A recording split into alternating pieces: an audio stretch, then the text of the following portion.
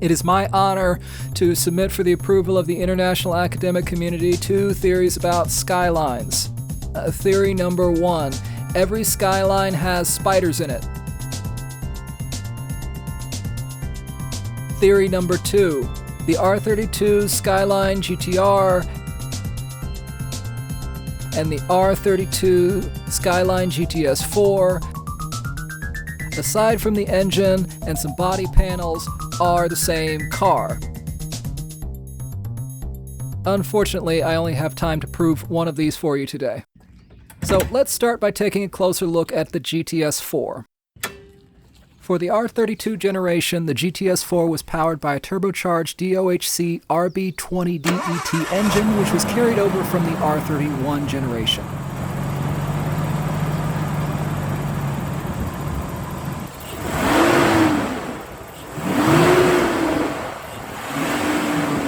It makes about 220 horsepower and no torque whatsoever.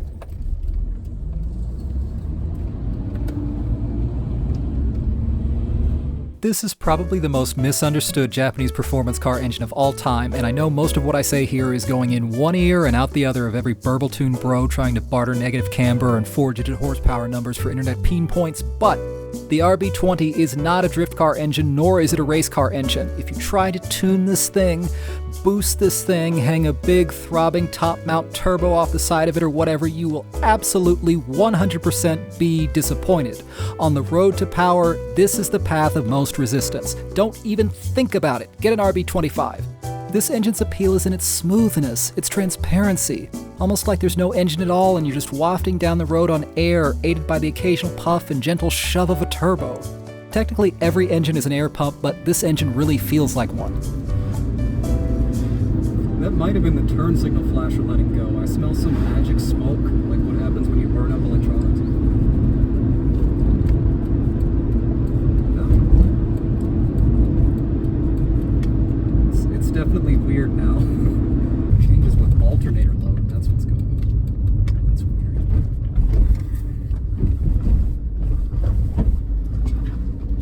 Alright, never mind that. Let's examine the GTR. A performance car legend that needs no introduction since it's preceded by its reputation and its powerhouse RB26 engine.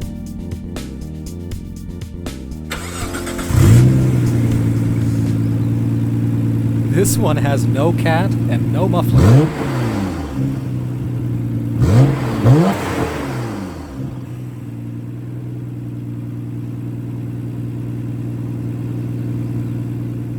Thus, I shall now present the most predictable rev battle ever.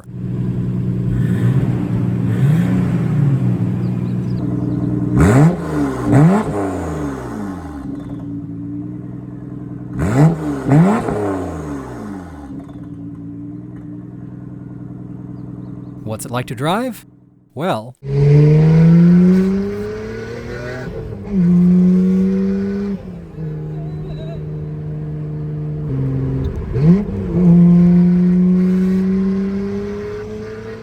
it's easy.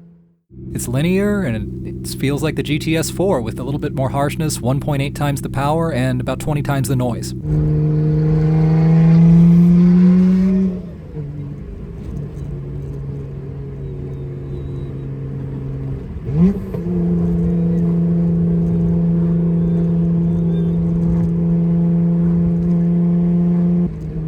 It's so loud I can't hear it. It's like my brain sort of smooths it over.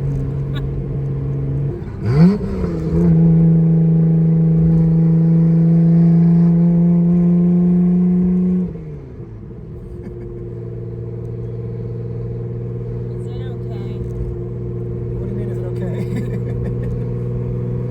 It's great! Okay. Except it sounds like shit. Yeah. Anyway, about proving my theory, let's get the GTS-4 on the lift and have a look at what special parts make this robot friend.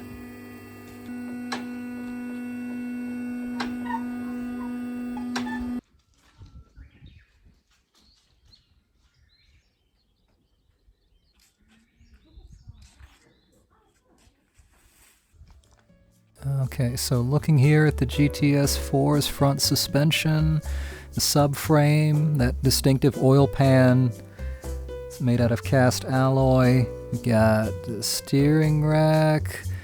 It's interesting suspension setup. 3 ball joints. You've got this sort of swan neck sort of link there at the top. This car has steel mesh braided brake lines on it. Bilstein shocks and I think maybe Swift springs. I don't quite remember. Stock slave cylinder, clutch operating cylinder. We've got, let's see, the underbody, the transfer case at the rear of the transmission, a stock hose there, transmission, 4-wheel drive transfer case, mostly stock exhaust. This car just has a different front pipe on it. Let's see, hydraulic hoses for the high gas. You've got your rear suspension set up here, double wishbones. All looks pretty normal there. You can see the Hika setup, that rear, you could call it a rear steering rack. Let's see, there's that Bilstein set of shocks. Those are much newer than the car. They're reissues from 2017. We've got some evidence of spiders here. Dirty high gas. I guess that's mud that I've driven through or something. See, we're lending credence to the spider theory. Credence to the tree floaty theory. And let's see, stock muffler. I believe it's a stock muffler. Okay, drink everything in. This will be on the test, so I need you to remember it. Okay, and that's the GTS-4.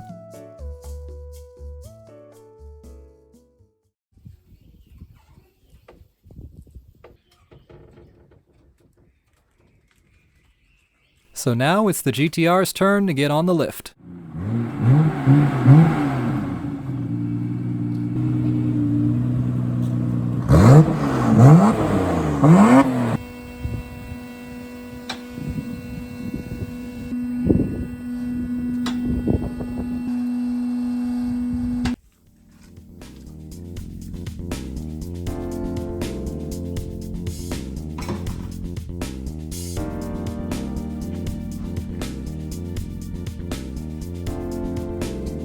So my friend and I poked around under the car, and at first glance it all looked very similar, aside from some questionable modifications made by one of the previous owners.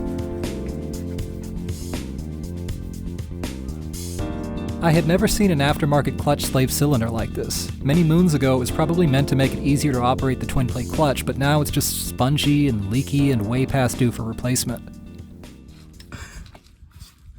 ちょっと結構漏れてる。これ交換するから。はい。純正にした方が全然いいよ。That's very strange. 見たことない。ね。PFR。古いみたいだけど。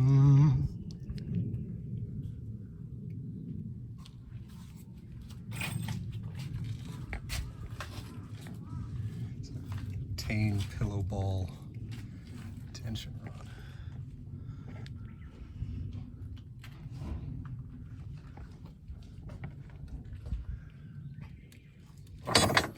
This car, like the GTS-4, also happened to have Bilstein struts on it, albeit an older and more track-oriented variant.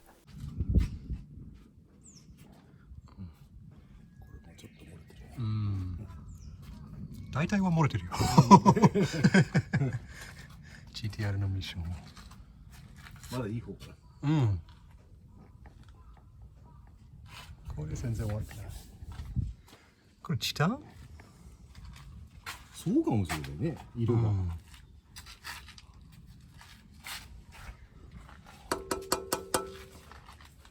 チタンだね。チタンかもね。このパイプ。このパイプだけ。無駄。いらないよ。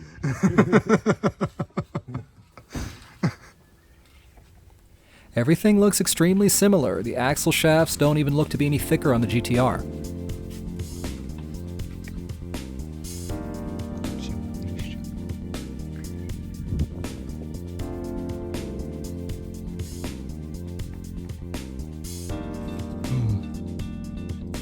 緒？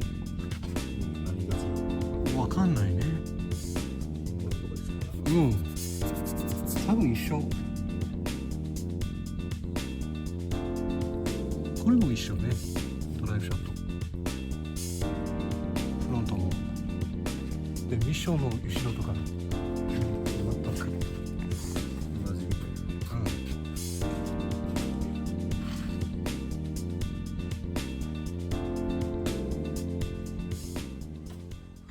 これ交換したのにこれが純正。ホースが純正。なんだろうね。でももう20年前かもしれない。うん。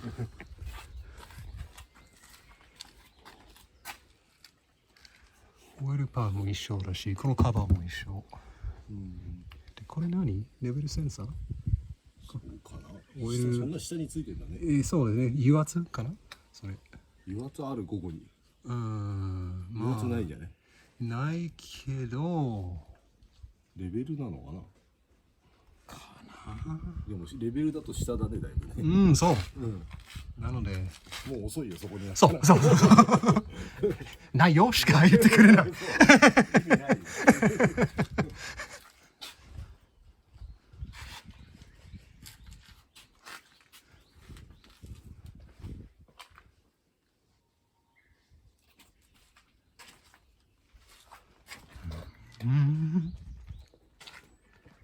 ちょっとついでに掃除してないから撮影関係ないけど、あげたから。はいはい。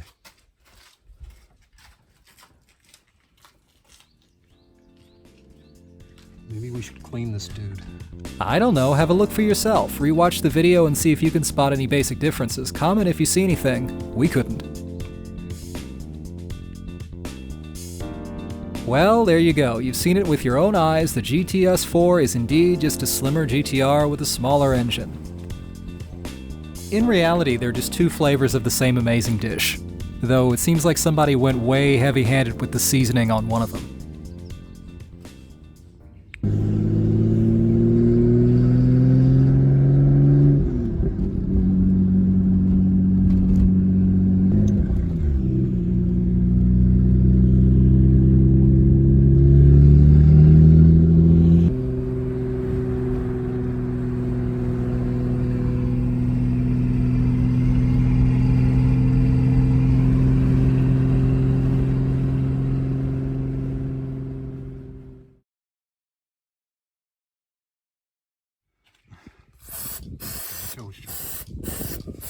めっちゃ落ち